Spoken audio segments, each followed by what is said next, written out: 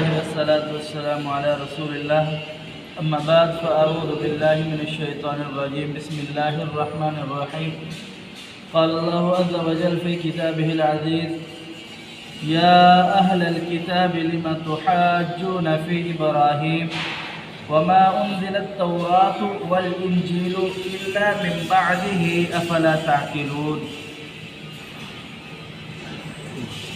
اللہ کے نبی پاک پیغمبر جناب رسول اللہ صلی اللہ علیہ وسلم نے جب دعوت دی اور فرمایا کہ مجھ پر ایمان لے کر کیا ہو، یہود اور نصارہ نے آپ کی مخالفت کی، پھر نبی کریم صلی اللہ علیہ وسلم نے یہ پیغام دیا کہ آؤ ہم اس ایک عمل پر مل کر کے اتفاق کرتے ہیں جو تمہارے ہمارے درمیان یکساں ہے۔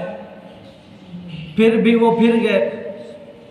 اب یہ کہتے ہیں کہ کل یا اہل الکتاب لم تحاجون فی ابراہیم وما انزل التوراۃ والانجیل، یہ اپنے آپ کی نسبت ابراہیم علیہ السلام کی طرف کرتے ہیں، اور رسول اللہ صلی اللہ علیہ وسلم کی نسبت بھی ابراہیم علیہ السلام کی طرف ہے۔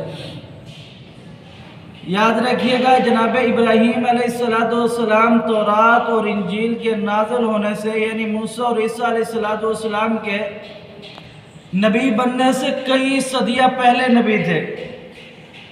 تورات اور انجیل سے جناب ابراہیم علیہ السلام کا کوئی تعلق ہی نہیں ہے، تو پھر یہ کس طریقے کہتے ہیں کہ جناب ہم ابراہیمی ہیں؟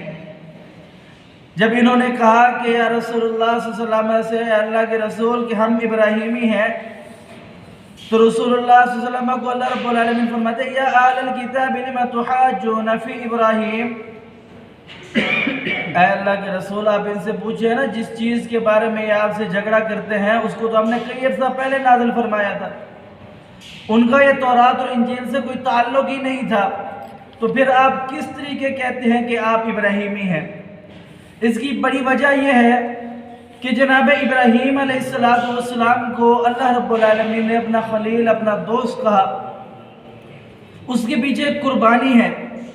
جناب ابراہیم علیہ السلام کو اپنے گھر سے نکالا گیا، سگے والد ان کے مخالف ہو گئے، پوری قوم مخالف ہو گئی۔ اللہ رب العالمین فرماتے ہیں کہ ابراہیم پوری ایک اکیلا امت تھا۔ وجہ یہ تھی کہ ابراہیم علیہ السلام کے خلاف پوری دنیا اکٹھی ہو کر کے جناب ابراہیم علیہ السلام کو ان کے عقیدے سے ہرا نہیں سکی۔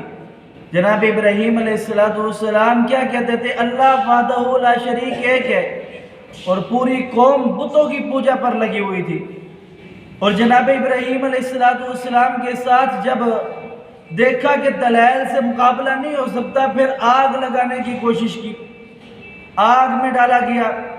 جناب ابراہیم علیہ السلام کی یہ ساری قربانیاں، ان سارے اللہ رب العالمین کی توحید کی خاطر ساری یہ جستجو، یہ ساری قربانیوں کے بعد اللہ رب العالمین نے جناب ابراہیم کو اپنا خلیل کہا ہے۔ اور یہی وجہ ہے یہودی ہو، عیسائی ہو، کرسچن ہو، مجوسی ہو، وہ بھلے ہندو ہی کیوں نہ ہو، تمام قومیں اپنی نسبت جناب ابراہیم علیہ السلام کی طرف کرتی ہیں۔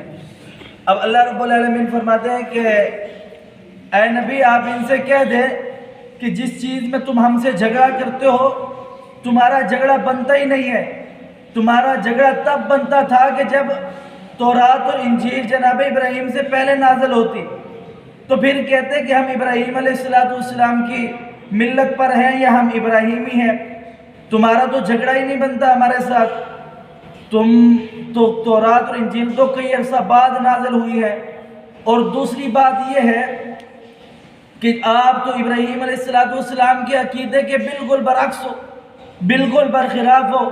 جناب ابراہیم تو وہ تھا جس نے ایک اللہ وحدہ لا شریک کی خاطر پوری قوم کی مخالفت لے لی، پوری قوم سے جناب جھگڑا کر لیا، ان کے معبودوں کو توڑ دیا، اس سزا پر انہیں آگ میں ڈالا گیا۔ اور آپ کہتے ہو کہ ہم ابراہیمی ہیں، اور آپ جو یہود ہے وہ عزیر کو اللہ کا بیٹا مانتے ہیں نعوذ باللہ، اور عیسائی عیسیٰ علیہ السلام کو اللہ کا بیٹا مانتے ہیں، اور جبکہ اللہ کا قرآن کہتا ہے قل هو اللہ احد اللہ الصمد لم یلد ولم یولد، वलम यकुल लहू कुफुवन अहद।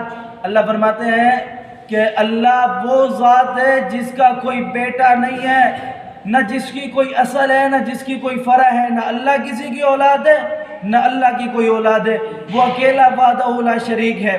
अब इसके बारे में ज़्यादा सोचना कि अल्लाह रब्बुल आलमीन कैसे पैदा हो गया, किस तरह पैदा हो गया, हाँ हर चीज़ की कुछ ना कुछ इब्तिदा होती है, तो अल्लाह रब्बुल आलमीन ने फरमाया कि ये फिर ईमान को बर्बाद कर देने वाली बात है। मुसलमान का ईमान यही है कि एक अकेला वहदहू ला शरीक, वो अल्लाह की ज़ात है, उस ज़ात के लिए इबादत करना, उसी से रिज़्क़ मांगना, उसी से परेशानियाँ की तो उसी के सामने अपनी परेशानियाँ और अपनी हाजात रखना, यही है। और अल्लाह रब्बुल आलमीन फरमाते कि यहूद से और नसारा से कि आप इब्राहीम अलैहिस्सलाम का नाम ना लें, क्योंकि इब्राहीम अलैहिस्सलाम का अगर आप नाम लेते हैं तो फिर इब्राहीम अलैहिस्सलाम की आप दावत को कबूल कर लें, दावत को अपना लें। यही वजह है कि पीछे अल्लाह रब्बुल आलमीन ने कहा नबी करीम सल्लल्लाहु अलैहि वसल्लम से, ऐ अल्लाह के रसूल, इनको ऐसी चीज़ की दावत दो जिनमें हम और ये बराबर हैं। वो क्या चीज़ है? तौहीद। अल्लाह रब्बुल आलमीन ने जो अल्लाह रब्बुल आलमीन का एक अकेली ऐसी चीज़ है जिस पर सारे गुनाह इंसान के अल्लाह रब्बुल आलमीन माफ़ कर देगा अगर इसके साथ बंदा खालिस है सज़ा के बाद। अल्लाह अमल की तौफीक दे। अक़ूलु क़ौली हाज़ा अस्तग़फ़िरुल्लाह ली व लकुम व लिसानी व लिसाइल मुस्लिमीन।